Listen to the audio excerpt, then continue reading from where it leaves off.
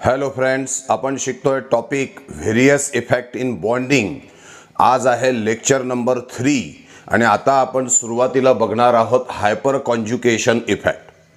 Hyper conjugation इफेक्टला no bond resonance असं देखील म्हटलं जातं। यामध्ये काय असतं, greater the number of alkyl group attach to positively charged carbon atom, greater the number of alkyl group attached to positively charged carbon atom, greater is the hyperconjugation interaction and greater is the stability of cation। त्यामुळे हा जो tertiary ब्युटिल carbocation जो आहे यामध्ये आपल्याला जास्त alkyl group जे आहे हे कार्बोनियम आयनला अटॅच दिसतात, म्हणजे यामध्ये hyper conjugation no bond resonance जास्त असेल आणि त्यामुळे याची स्टॅबिलिटी सुद्धा जास्त असणार आहे। त्या मानाने हा जो आयसोप्रोपिल किंवा सेकंडरी प्रोपिल ग्रुप जो आहे यामध्ये दोनच अल्किल ग्रुप कार्बोनियमला अटॅच आहे, त्यामुळे या सेकंडरी प्रोपिलची स्टॅबिलिटी ही टर्शरी ब्युटिलपेक्षा कमी असेल आणि त्याच्यापेक्षा कमी स्टॅबिलिटी असेल इथिलची, इथिल कार्बोकॅटायनची, आणि इथिल कार्बोकॅटायनपेक्षा स्टॅबिलिटी कमी असेल मिथिल कार्बोकॅटायनची। काय आहे हायपर कॉन्जुकेशन ते लक्षामध्ये घेऊ। मी या ठिकाणी टर्शरी ब्युटिल कार्बोकॅटायन काढलेला आहे। इथे कार्बनवरती पॉझिटिव्ह चार्ज आहे। काय होतं हायपर कॉन्जुकेशन इफेक्टमध्ये म्हणजेच नो बॉन्ड रेझोनन्समध्ये हा जो बॉन्ड आहे कार्बन आणि हायड्रोजनमधला तो बॉन्ड या ठिकाणी शिफ्ट होतो आणि शिफ्ट झाल्यामुळे इथे डबल बॉन्ड झाला, म्हणजे या कार्बनची व्हॅलन्सी 1, 2, 3 आणि 4 होईल, त्यामुळे या कार्बनवरचा पॉझिटिव्ह चार्ज चालला जाईल। पण या हायड्रोजनचा सोबत आता बॉन्ड नाही आहे म्हणून या हायड्रोजनवरती पॉझिटिव्ह चार्ज आल्याचं दिसून त्यापुढे इथला जो बॉन्ड आहे तो बॉन्ड या ठिकाणी शिफ्ट होईल आणि त्यामुळे हा CH बॉन्ड होईल, तर या हायड्रोजनवरती पॉझिटिव्ह चार्ज येईल। मग हा बॉन्ड इकडे शिफ्ट होईल, त्यामुळे या हायड्रोजनवरती पॉझिटिव्ह चार्ज आल्याचं दिसून येईल। म्हणजे तुम्हाला दिसतंय की हा जो मिथिल ग्रुप आहे हा methyl group 3 no bond resonance म्हणजे 3 हायपर कॉन्जुकेशन स्ट्रक्चर देतो। त्याचप्रमाणे हा जो मिथिल आहे हा अजून 3 देईल, हा जो आहे हा अजून 3 देईल, म्हणून टर्शरी ब्युटिल कार्बोकॅटायनमध्ये आपल्याला 9 नो बॉन्ड रेझोनन्स म्हणजे 9 हायपर कॉन्जुकेशन स्ट्रक्चर आल्याचं दिसून येणार आहे। त्या मानाने हा जो सेकंडरी प्रोपिल ग्रुप आहे या दोनच CH3 ग्रुप आहे, त्यामध्ये 6 हायपर कॉन्जुकेशन स्ट्रक्चर येतील। या ठिकाणी 3च हायपर कॉन्जुकेशन स्ट्रक्चर येईल, तर मिथिलमध्ये ॲडजेसंट कार्बनच नाही आहे, त्याला अटॅच असलेला हायड्रोजनचा प्रश्नच नाही, त्यामुळे मिथिल कार्बोकॅटायनमध्ये 0 हायपर कॉन्जुकेशन स्ट्रक्चर आहे। काय सांगितलं आपण लक्ष द्या, हायपर कॉन्जुकेशन इफेक्टलाच नो बॉन्ड रेझोनन्स असं म्हणतात। जेवढे अल्किल ग्रुप कार्बोकॅटायनला जास्त अटॅच असतील तेवढे हायपर कॉन्जुकेशन स्ट्रक्चर जास्त आणि तेवढी त्या कार्बोकॅटायनची स्टॅबिलिटी सुद्धा जास्त। या टर्शरी ब्युटिल कार्बोकॅटायनमध्ये 3 अल्किल ग्रुप कार्बोकॅटायनला अटॅच आहे, त्यामुळे त्याचे 9 हायपर कॉन्जुकेशन स्ट्रक्चर आहे। सेकंडरी प्रोपिलमध्ये 2 CH3 ग्रुप अटॅच आहे, त्यामुळे 6 हायपर कॉन्जुकेशन स्ट्रक्चर आहे। इथिल कार्बोकॅटायनमध्ये 1 अल्किल ग्रुप 1 मिथिल ग्रुप त्याला अटॅच आहे, 3 हायपर कॉन्जुकेशन स्ट्रक्चर पॉसिबल आहे। याला एकही अल्किल ग्रुप या कार्बोकॅटायनला अटॅच नाही, यामध्ये 0 हायपर कॉन्जुकेशन स्ट्रक्चर असणार आहे। जेवढे हायपर कॉन्जुकेशन स्ट्रक्चर जास्त तेवढा पॉझिटिव्ह चार्ज जो आहे हा जास्त डिस्ट्रीब्यूट झाला असेल। म्हणजे किती ठिकाणी डिस्ट्रीब्यूट झाला पॉझिटिव्ह चार्ज? 10 ठिकाणी डिस्ट्रीब्यूट झाला या कार्बनवरती, आणि हे 3 हायड्रोजन इथले 3 इथले 3 म्हणजे 9 हायड्रोजनवर डिस्ट्रीब्यूट होतो पॉझिटिव्ह चार्ज आणि एका कार्बनवरती पण डिस्ट्रीब्यूट झालेला आहे, म्हणजे टोटल 10 ठिकाणी पॉझिटिव्ह चार्ज डिस्ट्रीब्यूट झाला, म्हणजेच पॉझिटिव्ह चार्जची इंटेन्सिटी कमी होईल आणि त्याची स्टॅबिलिटी वाढल्याचं आपल्याला दिसून येईल। या ठिकाणी 6 हायपर कॉन्जुकेशन स्ट्रक्चरच्या माध्यमातून 6 हायड्रोजन वरती आणि या कार्बन वरती तो पॉझिटिव्ह चार्ज डिस्ट्रीब्यूट होईल आणि त्यामुळे तो सुद्धा स्टेबल झाल्याचं दिसेल। पण इथे 10 ठिकाणी पॉझिटिव्ह चार्ज डिस्ट्रीब्यूट झालाय, इथे 7 ठिकाणी डिस्ट्रीब्यूट झालाय, तर साहजिकच याची स्टॅबिलिटी याच्यापेक्षा जास्त असणार आहे आणि त्यामुळे एकच वाक्य लक्षात घ्यायचं, greater the number of alkyl group attach to positive charge carbon atom, greater will be the hyperconjugation interaction and greater is the stability of that carbocation. That's why tertiary butyl carbocation having 9 hyperconjugation structure is more stable than secondary propyl. tertiary butyl carbocation जो आहे या tertiary butyl carbocation इथे आपल्याला 9 hyperconjugation structure आहे, याची stability जी आहे ती जास्त असेल कोणापेक्षा, सेकंडरी प्रोपिल कार्बोकॅटायन पेक्षा, ज्यामध्ये 6 हायपर कॉन्जुकेशन स्ट्रक्चर आहे त्याची स्टॅबिलिटी जास्त असेल इथिल कार्बोकॅटायन पेक्षा, ज्यामध्ये 3 हायपर कॉन्जुकेशन स्ट्रक्चर आहेत आणि इथिल कार्बोकॅटायनची स्टॅबिलिटी मिथिल कार्बोकॅटायन पेक्षा जास्त असेल, कारण मिथिल कार्बोकॅटायन मध्ये हायपर कॉन्जुकेशन स्ट्रक्चर पॉसिबल नाही। This is about the hyperconjugation effect. आता आपल्याला फिशन म्हणजे breaking of bond and its type ही कन्सेप्ट लक्षामध्ये घ्यायची आहे।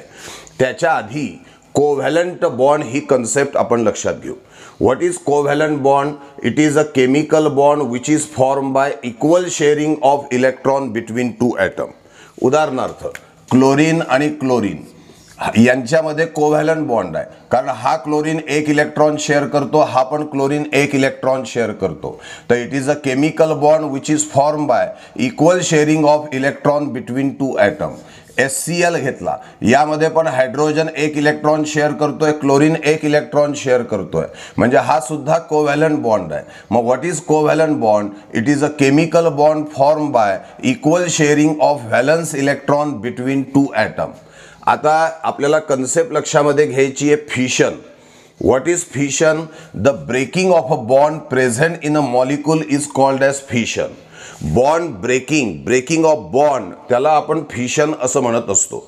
This fission is of 2 type. One is homolytic fission and other is heterolytic fission. Homolytic fission is also called as homolysis, while heterolytic fission is also called as heterolysis. Homolytic fission मध्ये काय होणार आहे, तर homolytic fission मध्ये symmetrical breaking of a covalent bond होणार आहे। Symmetrical breaking झाल्यामुळे काय होईल की या क्लोरीननी शेअर केलेला इलेक्ट्रॉन त्याला मिळेल, या क्लोरीननी शेअर केलेला इलेक्ट्रॉन त्याला मिळेल आणि आपल्याला इथे क्लोरीन फ्री रॅडिकल मिळाल्याचं दिसून येतं।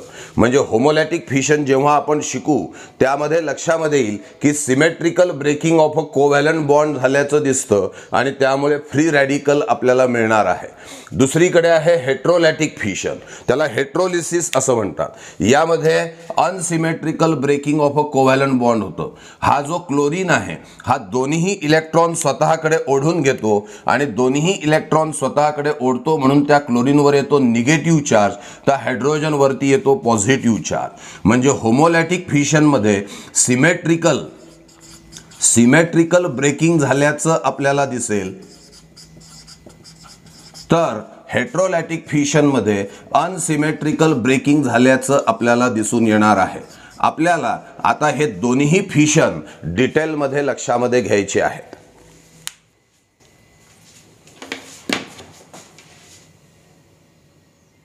आता आपल्याला होमोलॅटिक फिशन म्हणजे होमोलिसिस विषयी माहिती लक्षामध्ये घ्यायची आहे। Let us consider the example of a chlorine molecule. Here this is a chemical bond which is present between these 2 chlorine atoms of same electronegativity. हा केमिकल बॉन्ड या 2 क्लोरीन ॲटम्स मध्ये ज्यांची इलेक्ट्रोनिगेटिव्हिटी सेम आहे आणि हा chemical bond equal sharing of valence इलेक्ट्रॉनच्या माध्यमातून झालेला आहे। म्हणजे या बॉन्डमध्ये जे 2 इलेक्ट्रॉन्स आहेत त्यापैकी 1 इलेक्ट्रॉन या क्लोरीनचा, 1 इलेक्ट्रॉन या क्लोरीनचा आहे। ज्या वेळेला या क्लोरीन मॉलिक्यूलला आपण अल्ट्राव्हायोलेट लाईटच्या प्रेझेन्समध्ये किंवा नॉन पोलार सॉल्व्हंट किंवा परॉक्साईडच्या प्रेझेन्समध्ये घेतो तेव्हा या ठिकाणी सिमेट्रिकल ब्रेकिंग झाल्याचं आपल्याला दिसतं आणि सिमेट्रिकल ब्रेकिंगमुळे काय होतं की या क्लोरीनचा जो इलेक्ट्रॉन आहे तो त्याच क्लोरीनकडे राहतो आणि या क्लोरीनचा इलेक्ट्रॉन या क्लोरीनकडे राहतो आणि आपल्याला क्लोरीन फ्री रॅडिकल मिळाल्याचं दिसून येतं. काय झालं इथे, symmetrical breaking of a covalent bond झालेला आहे. कोणामुळे, कोणाच्या प्रेझेन्समध्ये, अल्ट्राव्हायोलेट लाईट परऑक्साईड किंवा नॉन पोलार सॉल्व्हंटच्या प्रेझेन्समध्ये. त्यामुळे काय झालं, both the atom retain their own electron to form the free radical. याला म्हटलं जातं होमोलॅटिक फिशन. होमोलॅटिक फिशन हे जनरली गॅसियस फेजमध्ये कॉमन असल्याचं आपल्याला दिसून येतं. बघा काय डेफिनेशन आहे. सगळ्यात पहिला आणि महत्त्वाचा शब्द आहे symmetrical breaking of a covalent bond.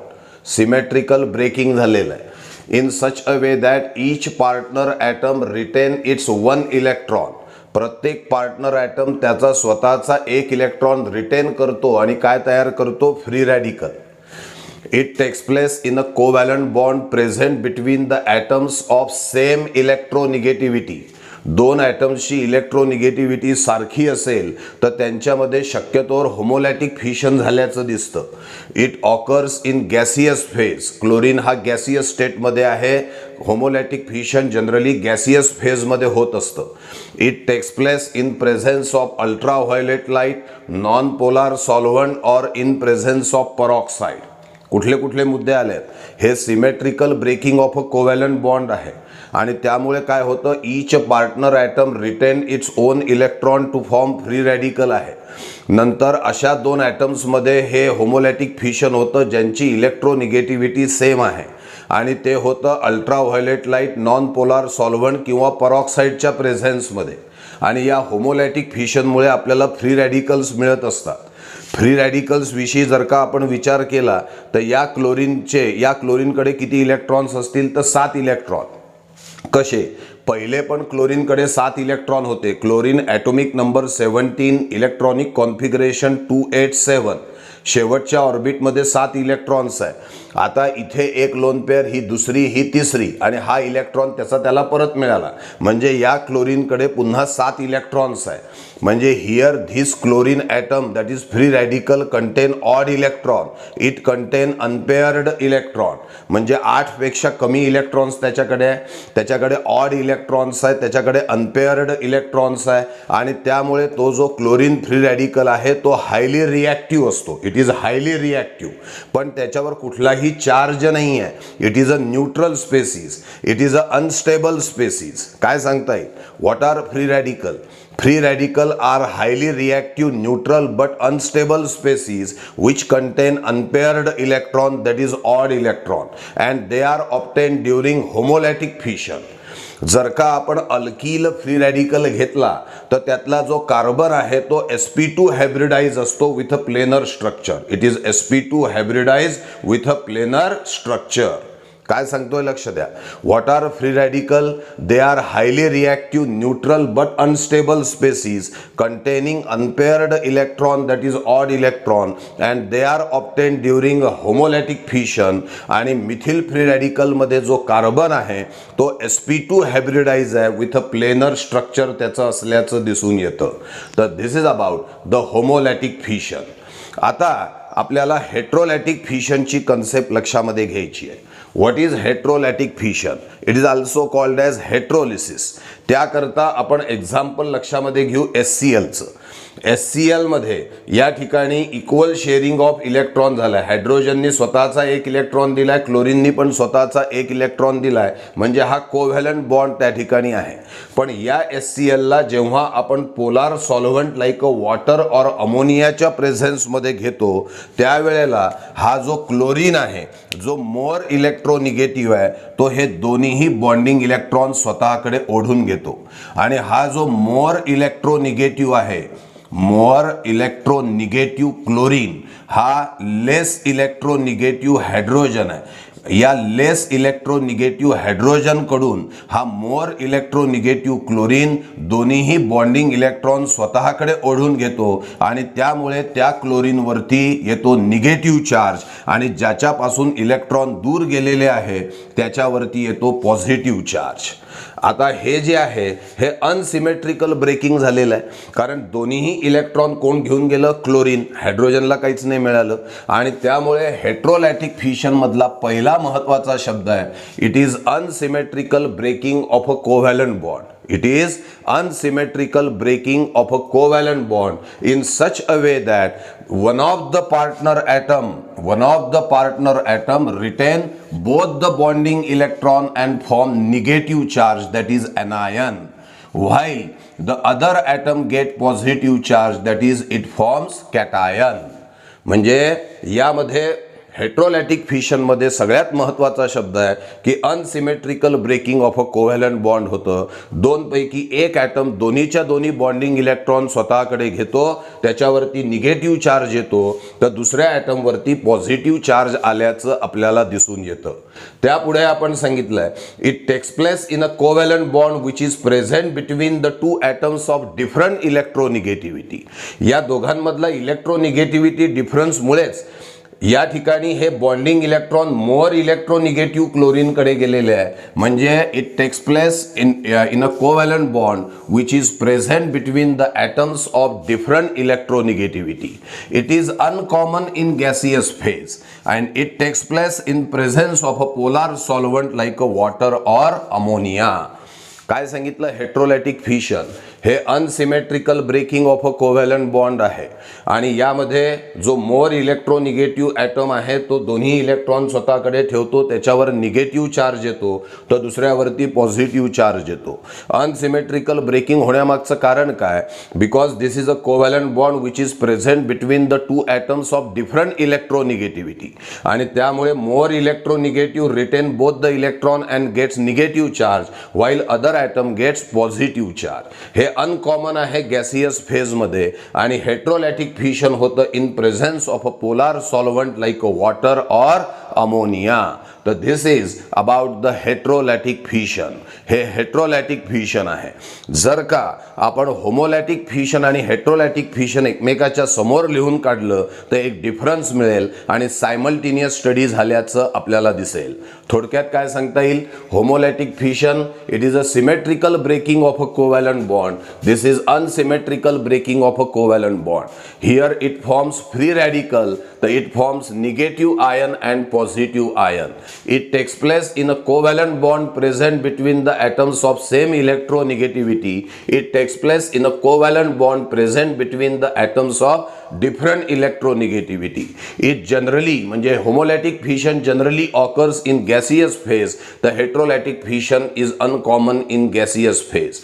Homolytic fission takes place in presence of ultraviolet light, non-polar solvent or in presence of peroxide. तर heterolytic fission takes place in presence of a suitable solvent like a polar solvent like a water and ammonia.